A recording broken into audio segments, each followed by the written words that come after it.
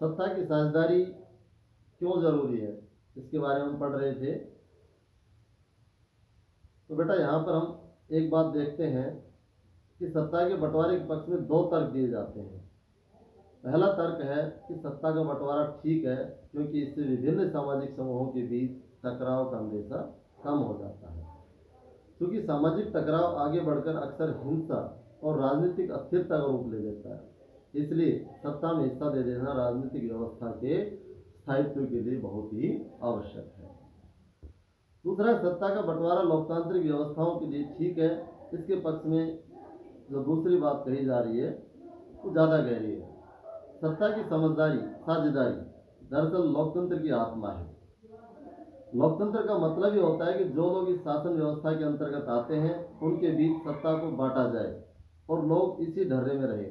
इसलिए वैध सरकार वही है जिसमें अपनी भागीदारी के माध्यम से सभी समूह शासन व्यवस्था से जुड़ते हैं। तो यह क्वेश्चन बढ़ता है कि लोकतंत्र की आत्मा, सत्ता की साझेदारी लोकतंत्र की आत्मा है। किस प्रकार से सत्ता की साझेदारी लोकतंत्र की आत्मा है? तो लोकतंत्र की आत्मा इसलिए है कि लोकतंत्र का मतलब ये होता है कि लोकतंत्र में सभी लोगों की हिस्सेदारी हो और सभी लोग सत्ता में भागीदार हो। इसलिए सत्ता की साझेदारी को लोकतंत्र की आत्मा बताया गया है।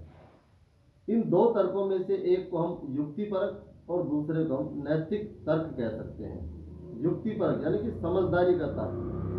समझदारी का तर्क यही है कि सत्ता में अगर हम साझेदारी देते हैं तो वहां पर समुदायों के बीच झगड़ा होने का अंदेशा नहीं रहता।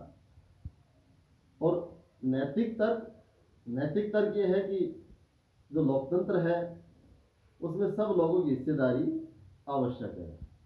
अगर सभी लोगों की हिस्सेदारी नहीं है तो वो वास्तव में लोकतंत्र नहीं है। ये एक नैतिक तर्क है।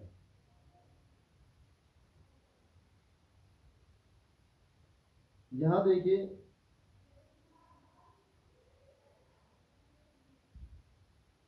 आगे हम देखते हैं इसमें सत्ता की साझेदारी के रूप कौन कौन से हैं। कुछ उदाहरण है, उससे स्पष्ट होता है कि सत्ता की जो साझेदारी है उनके क्या रूप है। पहला है शासन के विभिन्न अंग, जैसे विधायिका, कार्यपालिका और न्यायपालिका के बीच सत्ता का बंटवारा।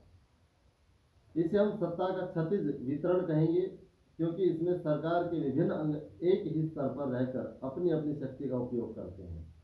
यह क्वेश्चन बनता है कि सत्ता के क्षतिज बंटवारे से आपका क्या अभिप्राय है। क्षतिज बंटवारे में पैरेलल जो तीन संस्थाएं हैं वो चलती है, विधायिका, कार्यपालिका और न्यायपालिका।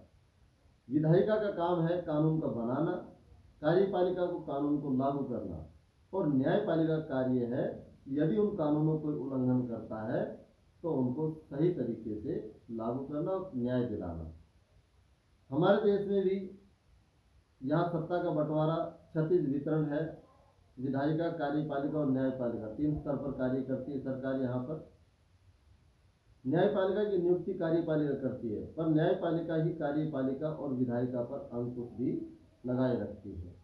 इस व्यवस्था को नियंत्रण और संतुलन की व्यवस्था भी कहते हैं। यदि कोई आपसे ये पूछता है कि नियंत्रण और संतुलन की व्यवस्था क्या है, उसमें आप यही एग्जाम्पल देंगे कि न्यायपालिका की नियुक्ति तो करती है कार्यपालिका, लेकिन कार्यपालिका और विधायिका पर नियंत्रण कौन रखता है?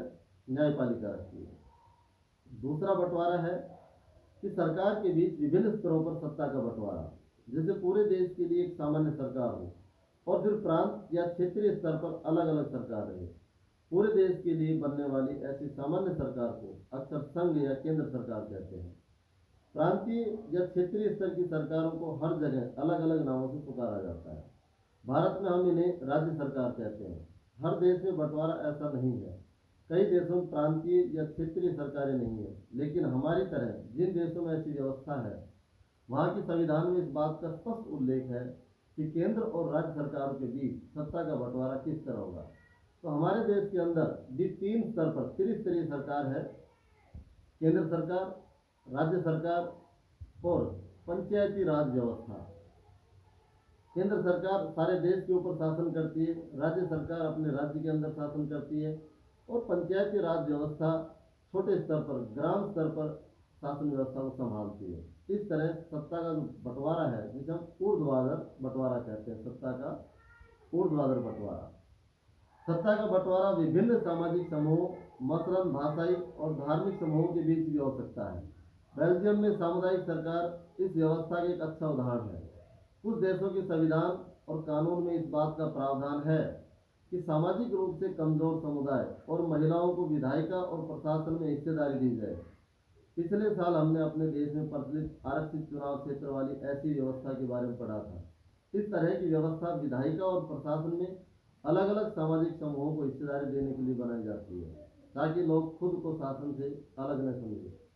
अल्पसंख्यक समुदायों को भी इसी तरीके से सत्ता में उचित हिस्सेदारी दी जाती है। सामाजिक विविधताओं को शासन में भागीदारी देने के अलग अलग तरीकों पर हम नेक्स्ट जो अध्याय उसमें चर्चा करेंगे किस प्रकार से सामाजिक विभिन्नताओं को अलग अलग शासन में हिस्सेदारी दी जाती है। सत्ता के बंटवारे का एक रूप हम विभिन्न प्रकार के दबाव समूह और आंदोलनों द्वारा शासन को प्रभावित और नियंत्रित करने के तरीके में लक्ष्य कर सकते हैं। सरकार कोई काम करती है, लेकिन सरकार के खिलाफ विपक्ष का होना बहुत ही जरूरी है। विपक्षी पार्टी का मजबूत होना बहुत जरूरी है, ताकि सरकार निरंकुश ना हो सके। दूसरा है कि दबाव समूह और आंदोलन। कोई भी हम काम करते हैं, अगर सरकार हमें लगता है कि गलत काम कर रही है, तो हम उसके खिलाफ आंदोलन चलाकर सरकार को अपनी सही मांगे मनवाने पर मजबूर कर सकते हैं। इसी तरह छोटे छोटे दबाव समूह आए दिन काम करते रहते हैं, ताकि सरकार पर दबाव बनाया जा सके कि सरकार कोई ऐसा काम ना करे जो लोकतंत्र के खिलाफ हो। इस प्रकार दबाव समूह और आंदोलन भी सत्ता में हिस्सेदारी का एक रूप है। धन्यवाद।